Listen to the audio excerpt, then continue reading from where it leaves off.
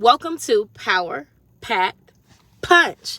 So, guys, a lot of people, when you talk about abroad or anything as far as moving out of the country or visiting out of the country, the most common thing that people are familiar with is studying abroad. If you have a student, an exchange student that's moving to another country or they're going to another place to get an education, understand that in most countries, if you're there on a student visa, that does not equal the time and count into the time to become a citizen, because you may be in that country for 4 years getting an education, but you do not have those 4 years do not count towards the 5 years or 7 years needed to become an official citizen in that country.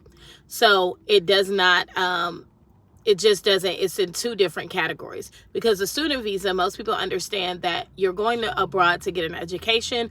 It doesn't mean you're going to stay in that country after that. You have permission to be there while getting the education, but once you're done, you are intended to go back to either your home country or wherever you are hired to work. Now, if you're hired to work in that country and you have a work visa, then that is fine too. And then the work visa may count towards your citizenship in the country. It just depends. Now, back to what I was talking to you about in part 2, we talked about what is a passport run. So you guys have that information, and some people opt to do that because they don't have to worry about the aspect of getting that residency in the country. It's sometimes less paperwork, but it is expensive, and a lot of families do not opt to do it because it can be expensive for families to do a passport run. Often passport runs are done by digital nomads who may want to just travel the world and ball on a budget, and they want to be able to hop from country to country, and they have the money, the means, the resources to do it, and maybe even content creators, because that's a part of their content is seeing the country, seeing the world.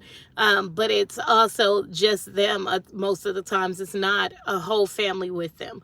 So I told you how to look up the country, that you just put in the Google search the name of the country, maybe put in the U.S. Embassy or put in the embassy, and then put in as well the visitor's visa or visa, and it should come up.